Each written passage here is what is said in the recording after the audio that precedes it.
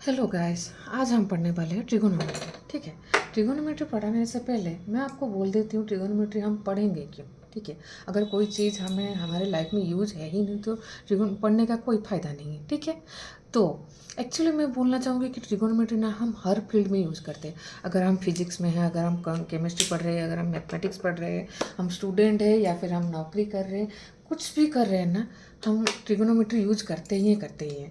और real life में भी ट्रिगोनोमेट्री का यूज होता है। प्रॉब्लम ये है कि हमें पता ही नहीं है कि हम ट्रिगोनोमेट्री रियल लाइफ में यूज़ करते हैं। और ट्रिगोनोमेट्री को यूज़ करके हमारे चारों तरफ हम जो लोग जो भी इंस्ट्रूमेंट देख रहे हैं, हमारा जो जो जिस बिल्डिंग में हम रहते हैं वहाँ पे भी कंस्ट्रक्शन के लिए ट्रिगोनोमेट्री यूज होता ही होता है, पर हमें ये फील ही नहीं होता है। ठीक है, तो हमें समझ में आ गया ट्रिगोनोमेट्री हमें क्यों पढ़ना है। जो अगर आप स्टूडेंट हैं तो आपको पढ़ाई के लिए पढ़ना है, अगर आप नौकरी करते हैं तो आपके नौकरी में यूज़ करते पर आपको पता नहीं कहाँ पे यूज़ करते, तो इसीलिए आपको पढ़ना है ट्रिगोनोमेट्री। ठीक है, जैसे कि अब आप सोच लो कि आप कहीं पे घूमने गए हो। ठीक है, आप कहीं पे घूमने गए हो, सोचो ताजमहल घूमने गए हो। ठीक है, ताजमहल का हाइट क्या है, या फिर कुतुब मीनार घूमने गए हो तो कुतुब मीनार का हाइट क्या है, कैसे पता चलेगा आपको। ठीक है, मान लो आप कुतुब मीनार से कुछ मीटर डिस्टेंस में खड़े हैं और आपको पता है कि किस एंगल से आप कुतुब मीनार के टॉप को देख रहे हैं, तो आप कुतुब मीनार का हाइट भी निकाल सकते हैं। जी हाँ, ट्राइगोनोमेट्री यूज करके आप हाइट निकाल सकते हैं। तो इन शॉर्ट, हाइट, डिस्टेंस और एंगल के बीच रिलेशंस निकालने को बोलते हैं ट्रिगोनोमेट्री। यस, ट्रिगोनोमेट्री में हम हाइट, डिस्टेंस और एंगल के बीच रिलेशनशिप ही निकालते हैं।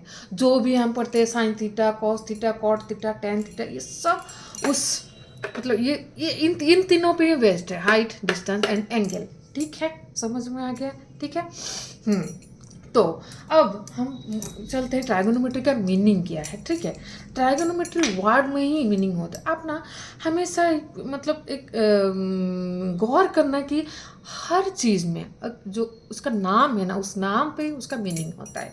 जैसे कि यहाँ पे ट्राइगोनोमेट्री लिखा है, तो ट्राइगोनोमेट्री ना 3 वर्ड से होता है, ट्राई, गॉन और एक है मेट्री।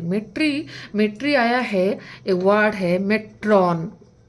ठीक है, मेट्रॉन मतलब है मेजरमेंट। ठीक है, ट्राई मतलब 3, गॉन मतलब साइड्स, मेट्रॉन मतलब मेजरमेंट। ठीक है, मतलब 3 साइड्स मेजरमेंट, ये होता है ट्राइगोनोमेट्री। ठीक है, समझ में आ गया। 3 साइड्स वाला स्ट्रक्चर हमने क्या पढ़ा है, ज्योमेट्री में पढ़ा है हमने, ट्राइंगल, है ना, ट्राइंगल पढ़ा है, तो वही पढ़ेंगे हम ट्रिगोनोमेट्री में। 3 साइड्स मेजरमेंट मतलब क्या है, इस ट्राइंगल की ये जो साइड है, ये जो एंगल है, ये जो हाइट है, उन लोगों के बीच, इन सब के बीच का रिश्ता जो है वो सब हम समझेंगे ट्राइगोनोमेट्री में। ठीक है, यही होता है बेसिक ट्राइगोनोमेट्री। ठीक है, समझ में आ गया आप लोगों को। फिर चलते हैं।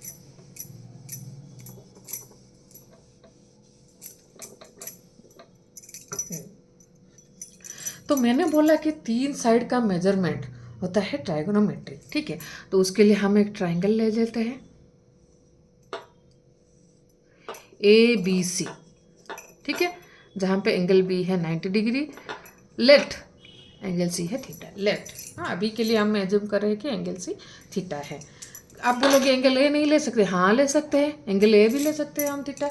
आप बोलोगे कि थीटा क्यों, XY क्यों नहीं, होगा, X low, Y low, B low, A low, C low, A to Z कुछ भी लो। ठीक है, थीटा लेने का कुछ पर्पज है नहीं।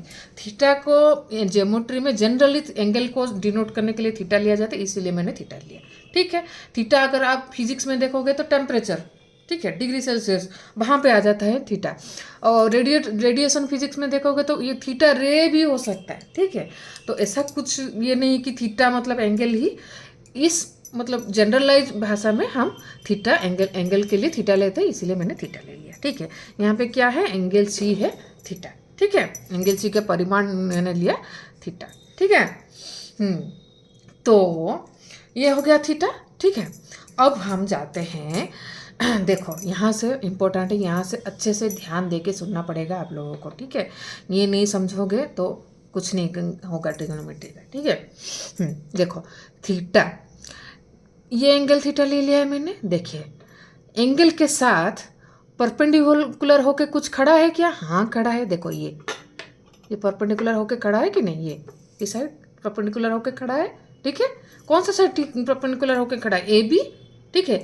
तो ये है एंगल के प्रति परपेंडिकुलर। परपेंडिकुलर का पहला टर्म क्या है? पी, ठीक है। पहला लेटर क्या है? पी। तो ये हो गया पी हमारा परपेंडिकुलर। अच्छा, भूमि। भूमि हमें पता है, भूमि मतलब क्या होता है? भूमि मतलब क्या होता है कि हम पैर से हमारा अटैच होता है भूमि, ठीक है। भूमि के ऊपर हम खड़े रहते हैं। ये वैसे ही ये एंगल किस पर खड़ा है? ये एंगल किस पर खड़ा है? ये बी सी के ऊपर खड़ा है। तो बी सी हो गया भूमि बा बेस। बेस का पहला लेटर क्या है? बी, ठीक है। बाकी जो रहा वो है हाइपोटेन्यूज बा एच, ठीक है। ये सिंबल है P B H, perpendicular base hypotenuse, ठीक है। समझ में आ गया पी बी एच कैसे निकालना है? अगर ये थीटा हो गया तो पी कौन सा होगा? ये होगा, क्योंकि इस एंगल के लिए लंब मतलब परपेंडिकुलर कौन है? ये है, ये साइड है, इसीलिए ये हो गया लंब पी। ये एंगल के साथ कौन है? किसके ऊपर ये खड़ा है? ये एंगल ये ए बी के ऊपर, तो ये हो जाएगा बी और एच कांस्टेंट रहेगा, ठीक है। समझ गया? किसी भी राइट एंगल ट्राइंगल में एच कांस्टेंट रहेगा, पी बी चेंज हो सकता है, थीटा चेंज करोगे तो आप, ठीक है। समझ में आ गया? जिस एंगल को लोगे उस हिसाब से होगा, ठीक है। पी बी एच, ठीक है। समझ में आ गया? अब क्या लेना है? अब हम जाते हैं, पी बी एच निकल गया। अब ट्राइगोनोमेट्रिक रेशियोज, ठीक है, बहुत इंपॉर्टेंट है, सुनते जाइए, ठीक है। रेशियोज क्या है? हम आप लोग ना ज़्यादा कुछ दिमाग में प्रेशर देने की ज़रूरत नहीं। ट्राइगोनोमेट्रिक रेशियोज बस 2 रेशियोज जान लीजिए, सब रेशियोज आप 6 के 6 रेशियो जान जाएंगे बस। वो भी कैसे आसानी से आपको याद रखना है वो भी मैं आप लोगों को बोल दूंगी, ठीक है। देखो, sine theta equal to P by H, यहाँ पे क्या है? A B by A C. अब देखो आप लोग पूछोगे, आपने तो बोला था आसानी से कैसे याद रखें, देखो कैसे बोलती हूँ। साइन ऑफ थीटा, ठीक है। ये देखो थीटा कहाँ पे? ये है, ये एंगल है साइन ऑफ थीटा, ठीक है। साइन ऑफ थीटा, देखो साइन सामने, ठीक है। एंगल थीटा के सामने क्या है? ए बी है, ए बी है कि नहीं? A B side angle theta के जस्ट सामने है। Sine theta P by H, P by H, सामने थीटा, इसके सामने थीटा है, ठीक है। ये ऐसे समझ लो, थीटा के सामने ये है या फिर ये इसके सामने थीटा है, तो ये by this side by this side, ठीक है, पी बाई एच, ठीक है। वैसे ही cos theta B by H, इस यहाँ पे क्या है? B C by A C. देखो कॉस थीटा कोने के साथ थीटा, देखो कोने के साथ कौन सा है? ये है कि नहीं? बी सी है, बी सी के ऊपर खड़ा है कि नहीं थीटा, ठीक है। तो बी बाई एच, समझ में आ गया? फिर से मैं बोल देती हूँ, साइन थीटा मतलब सामने थीटा, कॉस थीटा मतलब कोने के साथ थीटा, ये थीटा के सामने जो साइड है बाई एच, थीटा के साथ जो साइड है बी बाई एच, ठीक है। तो मैं एक चीज़ मैंने बोलना भूल गई, मैं साइन थीटा का मतलब क्या है? ये किसका मतलब क्या है? साइन थीटा का मतलब है sine of theta, sine of theta. आप बोलोगे साइन ऑफ थीटा मतलब क्या है? साइन एक फंक्शन है, ठीक है। हम लोगों ने मैथमेटिक्स में पढ़ा है, फंक्शन पढ़ा है हम लोगों ने, F of x equal to y, जहाँ पे क्या है? एक्स के हिसाब से वाई चेंज होता है, ठीक है। वहाँ यहाँ पे वैसे ही क्या वेरिएबल क्या है? थीटा है, ठीक है। साइन एक फंक्शन है, उसको डिनोट करने के लिए, छोटा दिखाने के लिए, मतलब छोटे से लिखने के इजी होने के लिए साइन थीटा लिखा गया है। वैसे कोसाइन ऑफ थीटा है कॉस थीटा, ठीक है। वैसे ही देखो साइन थीटा कॉस थीटा याद रह गया हमें। देखो कैसे, साइन का जस्ट रिवर्स है कोसेक, इसमें कुछ याद नहीं लिखने का नहीं है, बस साइन थीटा याद है तो एच बाई पी, यहाँ पे क्या है? ए सी बाई ए बी, ठीक है। कोसेक फंक्शन पूरा है कोसेकेंट ऑफ थीटा, ठीक है। वैसे ही कॉस थीटा का रिवर्स है क्या है? सेक थीटा, क्या है? एच बाई बी, यहाँ पे है ए सी by B C.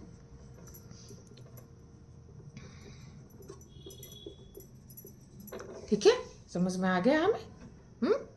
Cosec theta sec theta क्या समझ में आ गया हमें? साइन थीटा कॉस थीटा कैसे ये हुआ? देखो sine theta equal to P by H, देखो पी बाई एच मैंने बोल दिया, साइन थीटा मतलब सामने थीटा पी बाई एच, उसका जस्ट रिवर्स है cosec theta H by P, cos theta का जस्ट रिवर्स है सेक थीटा, बस सेकेंड फंक्शन को सेकेंड फंक्शन। इतना कुछ याद रखना है नहीं, इतना कुछ देखो आप अगर स्टूडेंट हो इतना कुछ सेकेंड्स कोसेकेंड साइन कोसाइन याद रखो तो अच्छा है, नहीं याद रह रहा है तो ठीक है, बस साइन थीटा कोस थीटा ये सब याद रखना है। ठीक है, 4 हो गया और 2 है, क्या 2 है? देखो इन दोनों को मैं पाई का रेशियो ले लेती हूँ, sine theta by cos theta, ये होता है टेन थीटा। यहाँ पे क्या होगा? A B by B C. ठीक है, समझ में आ गया हमें? Sine theta by cos theta को अगर कर लेंगे तो sine theta by cos theta equal to tan theta. ये कौन सा फंक्शन है? Tangent, tangent of theta. ठीक है, समझ में आ गया? टांजेंट फंक्शन है ये, साइन फंक्शन है, cosine function, cosecant function, secant function, tangent function. और एक है, और एक कहाँ कैसे लाएंगे कि ये टेन थीटा जो है टेन थीटा का रिवर्स है cot theta, cot theta equal to 1/tan theta. यहाँ पे क्या है? यहाँ पे क्या है? B C by A B. ठीक है, समझ में आ गया?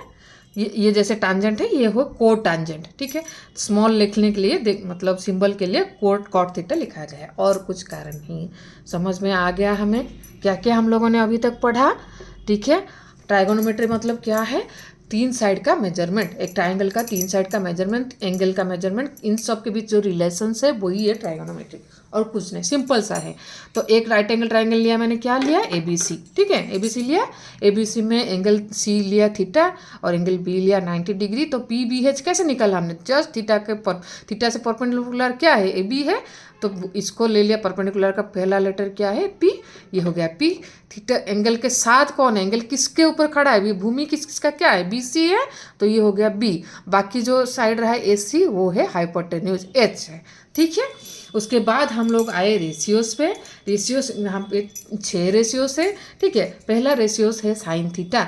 साइन थीटा मैंने कैसा बोला, क्या कैसे निकालना है? सामने थीटा व थीटा के सामने क्या है? पी है, पी बाई एच। देखो कॉस थीटा कोने के साथ कौन सा साइड है? बी सी है, बी बाई एच।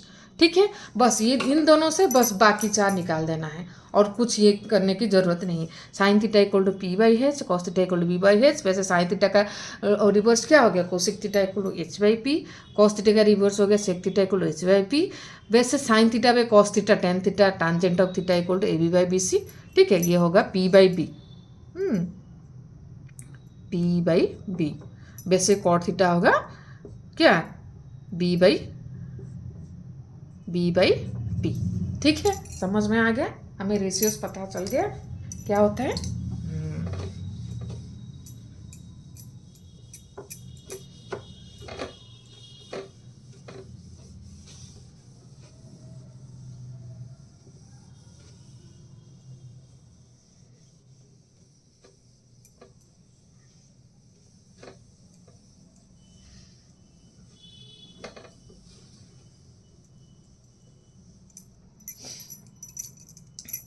ठीक है, अभी तक हमने क्या क्या पढ़ा?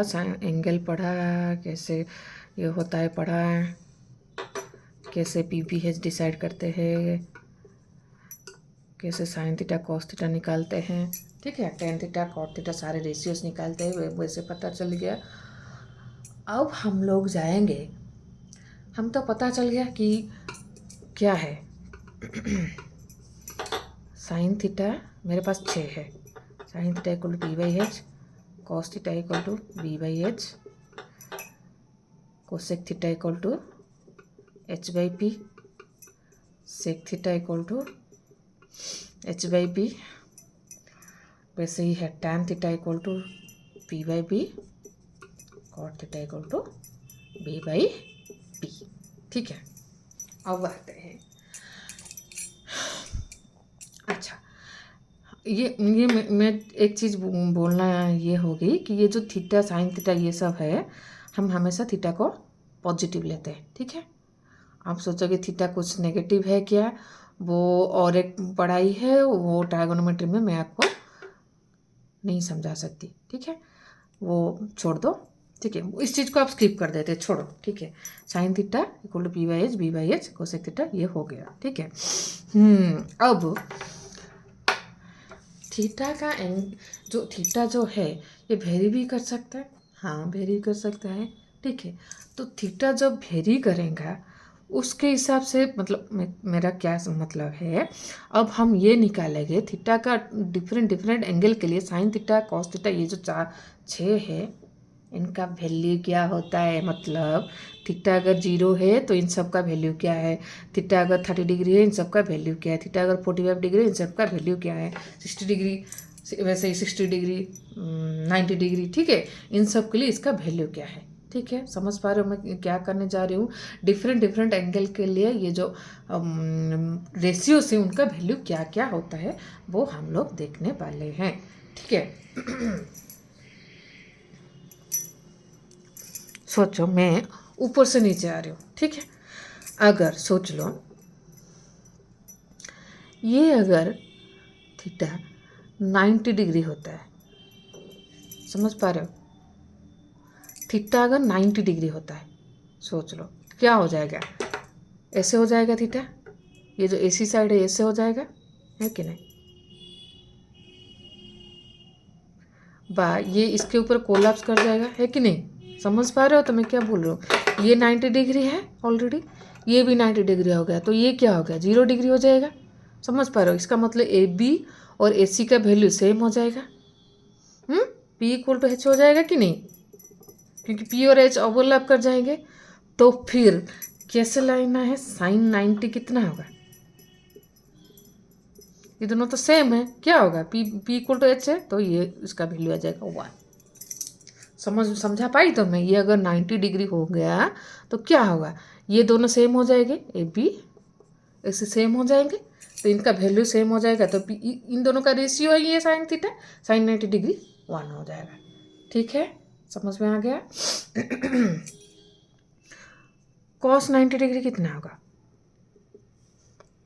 देखो ये अगर 90 डिग्री हो गया है तो मैंने क्या बोला कि ये इसके ऊपर ओवरलैप हो जाएगा, समझ पा रहे हो ना, ये उसके ऊपर ओवरलैप हो जाएगा, तो इसका वैल्यू क्या हो जाएगा 0 हो जाएगा, तो ये हो जाएगा 0 बाई एच, 0, समझा पा रही हूँ। और मैंने क्या बोला, साइन कॉस अगर निकल गया तो ये चारों निकालने के लिए हमारा कोई प्रॉब्लम नहीं है, ठीक है। वैसे कोसेक 90 कितना होगा, इसका ऑपोजिट है 1 by sine theta, 1 by 1 equal to 1 होगा। सेक 90 कितना होगा 1 बाई 0, ठीक है, अनडिफाइंड। वैसे ही 1090 कितना होगा 1 बाई 0, अनडिफाइंड, कॉट 90 कितना होगा 0 बाई 1 दैट इक्वल टू 0। समझ में आ गया हम कैसे निकाल सकते हैं, थीटा अगर 90 डिग्री है, मैंने कैसे निकाला समझे आप लोग, साइन 90 कॉस 90 कॉसेक 90 कैसे निकाला, ये अगर 90 डिग्री हो जाएगा तो ये क्या होगा, देखो ये थीटा अगर बढ़ बढ़ के ऐसे हो जाएगा तो ये क्या होगा, ये पैरेलल हो जाएगा, ठीक है, ये इसके ऊपर ये पैरेलल हो जाएगी कि नहीं, ठीक है, ये उसके पास आ जाएगा क्योंकि ये एंगल तो 0 हो जाएगा ना, समझ पा रहे हो, ठीक है, इसीलिए साइन 90 कितना हुआ, ये क्योंकि सेम है तो हो जाएगा P by H equal to 1, cos 90 कितना होगा 0 होगा, क्योंकि बी 0 है तो ये 0 हो गया, कोसेक 90 कितना होगा, साइन का अपोजिट है 1 बाई 1 हो जाएगा, 10 वैसे ही सेक 90 कितना होगा 1 बाई 0, ये अनडिफाइंड, वैसे 1090 होगा sine 90 by cos 90 1 by 0 undefined, cot 90 होगा 0 बाई 1 दैट इक्वल टू 0, ठीक है। ये साइन 90 डिग्री के लिए हमने निकाल लिया, वैसे ही डिफरेंट डिफरेंट एंगल के लिए कितना होगा आप लोग मुझे बोल के दिखाइएगा, ठीक है। वैसे जैसे कि थीटा अगर 45 हो, थीटा अगर 30 हो, थीटा अगर 60 डिग्री हो, ठीक है, उन सब का वैल्यू कितना कितना होगा, ये जो 6 फंक्शन है इनका वैल्यू कितना कितना होगा, ये आप सब लोग मुझे कमेंट पे बताएंगे, और कैसे निकालना होगा अगर मैं एक छोटा छोटा एक वीडियो करके डालने की कोशिश करूँगी, नहीं तो शॉर्ट्स बना के डाल दूँगी। वैसे अगर आपको कोई डाउट होगा तो आप लोग मुझे कमेंट में बता दीजिएगा, ठीक है। और आपकी बस मैथमेटिक्स नहीं, फिजिक्स हो, कुछ भी हो, आप कोशिश कीजिएगा मुझे कमेंट में आप बंगाली, उड़िया, हिंदी, इंग्लिश, ये चारों ही लैंग्वेज में मैं कंफर्टेबल हूँ। कोई प्रॉब्लम नहीं, लैंग्वेज का कोई बैरियर नहीं है। आपके किसी भी लैंग्वेज में मुझे प्रॉब्लम पूछ सकते हो, बस कमेंट में बोल देना कि क्या क्या प्रॉब्लम है, क्या क्या ये हो रहा है। मैं आपको जितना संभव हो सकता है मैं आपको कोशिश करूँगी कि मैं आपको मदद करूँ, ठीक है। आज के लिए इतना ही, थैंक यू, ठीक है। आज के लिए तो ये पढ़ाई तो हो गया। आज के लिए आपको ना एक बात बताना चाहती हूँ। मैंने सोचा है कि हर क्लास के एंड में ना एक कुछ आपको एक बात, मतलब अच्छी बात सुनाना चाहूँगी, ठीक है। तो हम लोगों ने वो थर्स्टी क्रो का मतलब स्टोरी तो सुना है हम लोगों ने कि एक क्रो थर्स्टी होता है, फिर एक देखता है कि एक मटके में पानी है, पानी बहुत नीचे होता है, फिर वो आता है छोटा छोटा पत्थर लेके आता है, वहाँ पे डालता है, लास्ट में वो पानी ऊंचा आ जाता है तो वो पानी पी लेता है। अच्छा, ठीक है। तो इसमें ठीक है, ये तो हम लोगों ने पढ़ा कि उसने मेहनत किया इसीलिए उसको मेहनत का फल मिला, ठीक है। इसके बाद मेरा ये एनालिसिस है, सोचो वो एक के बाद रॉक ले आके तब तक रॉक डाला जब तक कि पानी ऊपर ना आ जाए। सोचो अगर बीच में ही थक के वो रह जाता तो, या फिर 2-3 ये करके बोलता कि हाँ नहीं आ रहे, और कौन करेगा, हाँ नहीं ये नहीं आएगा, छोड़ दो इसको। मैं समझा पा रही हूँ मैं क्या बोलना चाहती हूँ, आप समझ रहे हो। मेरा बोलना ये है कि अगर वो बीच में रह जाता या फिर अगर वो थक जाता, क्या वो पानी पी पाता? नहीं पी पाता, क्योंकि उसको पानी पीने के लिए जिस लेवल चाहिए वो लेवल नहीं आता। इसका जो मैं जो बोल रही हूँ कंटिन्यूस कोशिश है, इसका और एक नाम है, क्या है? परजीवेरेंस। आपको पता है परजीवेरेंस? लाइफ में परजीवेरेंस व कंसिस्टेंसी या फिर डिसिप्लिन का बहुत बहुत बहुत अहमियत है दोस्तों, बहुत अहमियत है। आप कुछ भी काम करो ना, कंटिन्यूटी उसमें रखना चाहिए। बीच में बहुत सारे ऐसे स्टेजेस आएंगे जहाँ पे आपको लगेगा और कुछ नहीं होगा, बस हो गया, यहाँ पे रुक जाती हूँ, यहाँ पे हो गया, मैं थक गई। नहीं, ऐसे करोगे तो आपको बीच में ही आप लॉस कर लोगे, ट्रैक लूज हो जाएगा आप लोगों का। तो ऐसे आपको नहीं करना है। हमेशा जो भी काम आपने शुरू किया है ना, उस काम के अंत तक कोशिश करना, अंत तक मतलब अपने लिमिट से बाहर जाके कोशिश करना। फिर उसके बाद जो होता है रिजल्ट, हाँ वो भगवान के हाथ में है, पर आप कोशिश करना कभी मत छोड़ना, ठीक है। इसी बात में आज का वीडियो एंड करती हूँ। Bye bye. अगर आपको वीडियो अच्छा लगे तो लाइक कर देना, कमेंट कर देना और सब्सक्राइब कर देना और बेल बटन को दबा देना, ठीक है। Thank you.